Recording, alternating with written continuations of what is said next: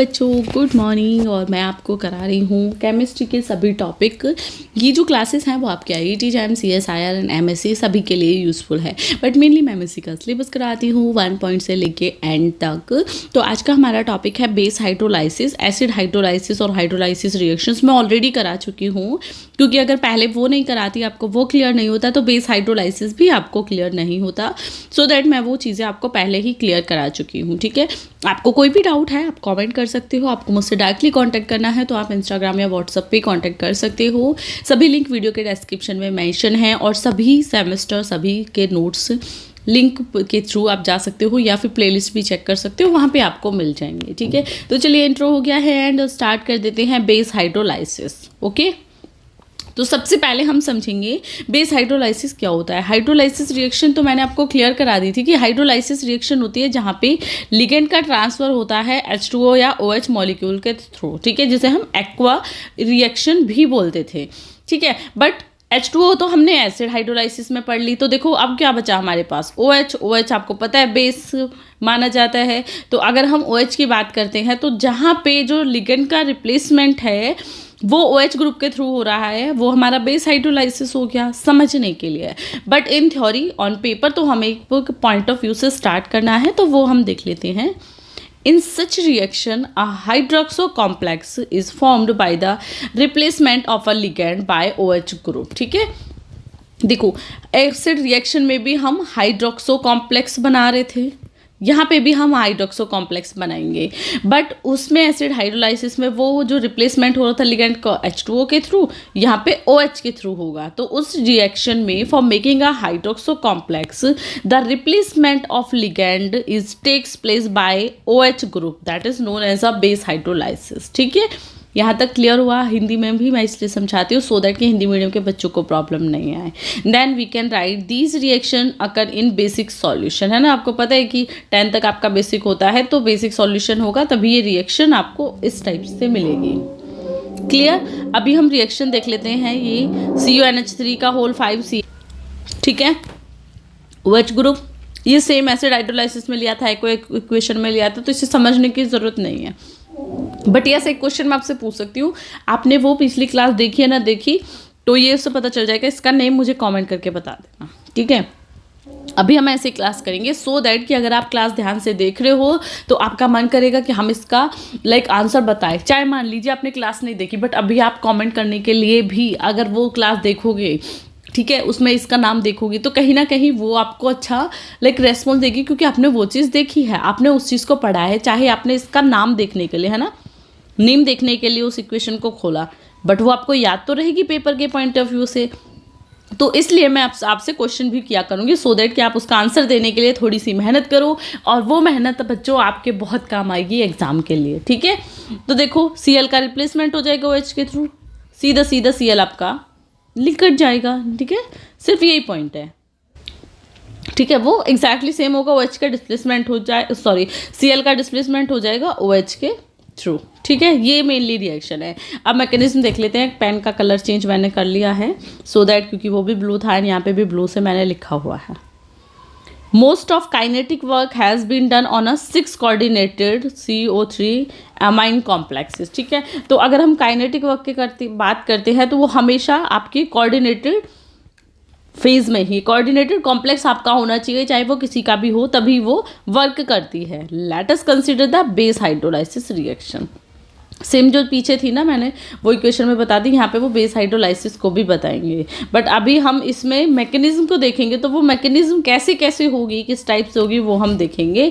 Following 2 mechanism, ये मैंने 2 cut कर दिया था, mechanism has been suggested for this reaction. ठीक है, देखो आप सोचोगे कि मैम रटवा रही हो, जो चीज़ें मैंने लिखी हुई हैं बहुत सिंपल वे में लिखी हुई है, उसे हिंदी में कन्वर्ट करके आपको इजीली मैं समझा रही हूँ।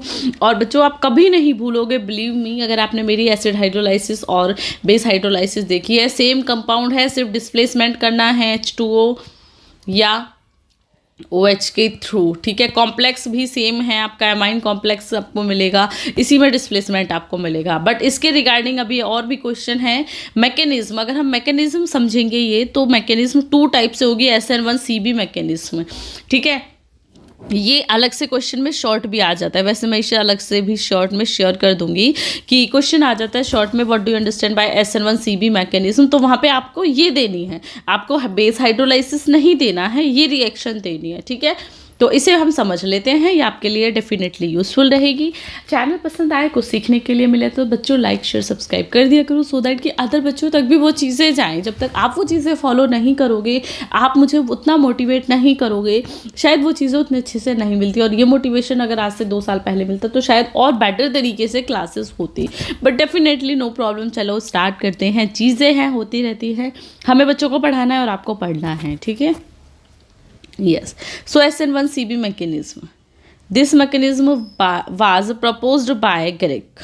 ठीक है, किसने दी थी सबसे पहले? हमेशा मैं बोलती हूँ, थ्योरी हो, मैकेनिज्म हो, कोई प्रिंसिपल हो, सबसे पहला पॉइंट आपके माइंड में ये क्लियर होना चाहिए कि इस थ्योरी को किसने प्रपोज किया था, ठीक है।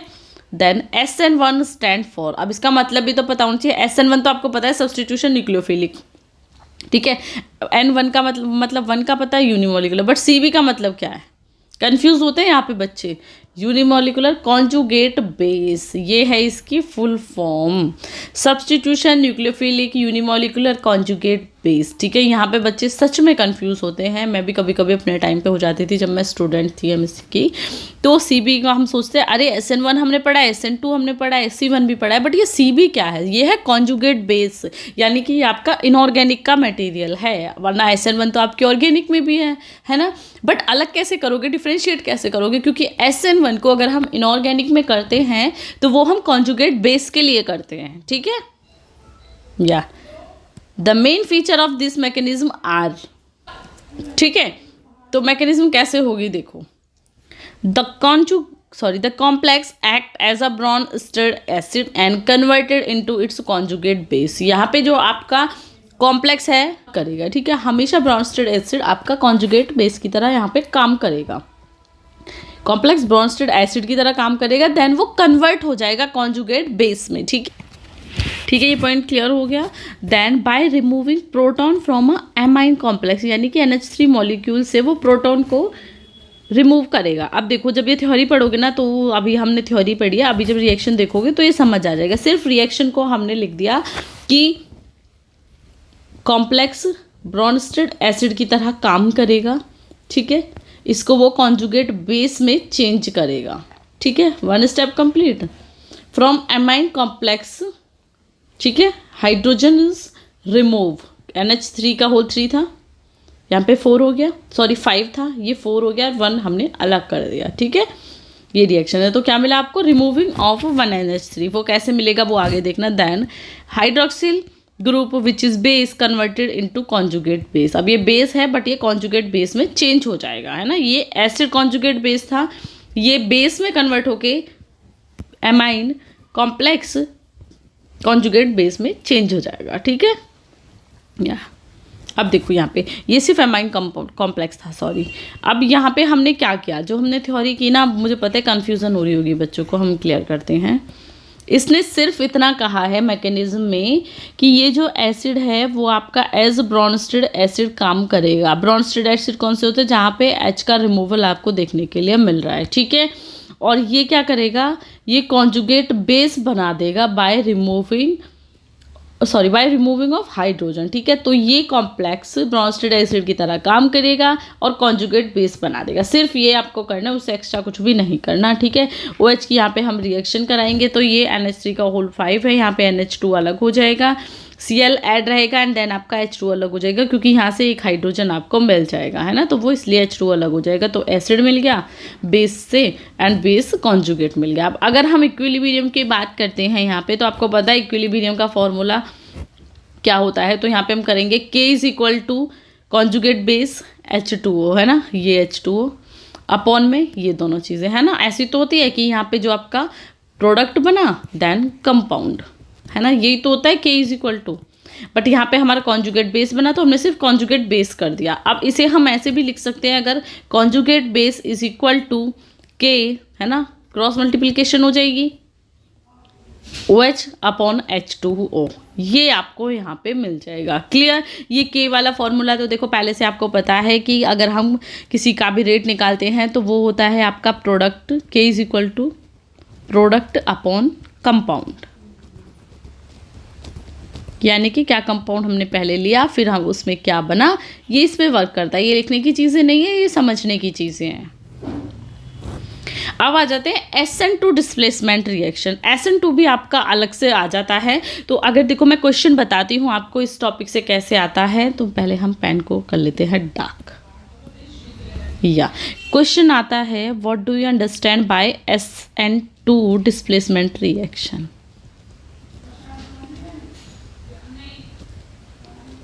ठीक है, तो बेस हाइड्रोलाइसिस के साथ भी आएगा, SN2 अलग से भी आएगा, तो इसलिए आपके एक एक पॉइंट ना क्लियर होने चाहिए।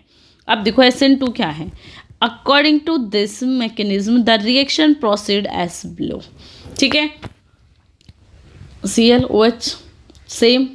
ठीक है, यहाँ पे क्या होगा, SN1 में क्या था, ये डायरेक्ट यहाँ पे एक NH3 ऐड हो रहा था SN1 में, बट यहाँ पे क्या है, यहाँ पे डिस्प्लेसमेंट नहीं होगा, OH डायरेक्टली ऐड हो जाएगा, जहाँ से CN नंबर 6 से 7 हो जाएगा यहाँ पे। क्लियर?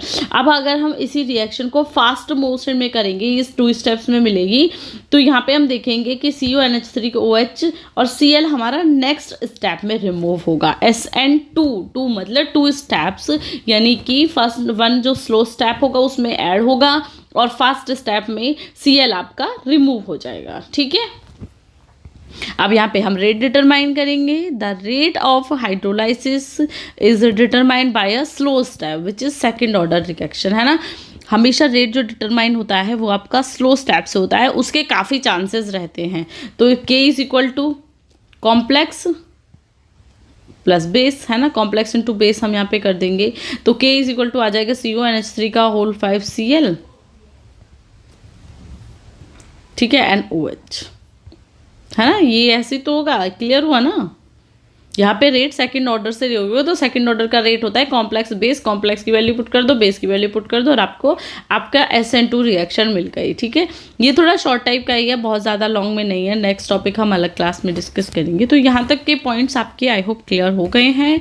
नेक्स्ट क्लासेस के लिए आप चेकआउट कर सकते हो, एंड आपके कोई भी रिक्वेस्ट है, कोई भी पॉइंट है, कोई भी डाउट है, तो उसके लिए व्हाट्सएप या इंस्टाग्राम पे कांटेक्ट कर लेना। लिंक वीडियो के डिस्क्रिप्शन में मेंशन है। ठीक है, सो थैंक यू।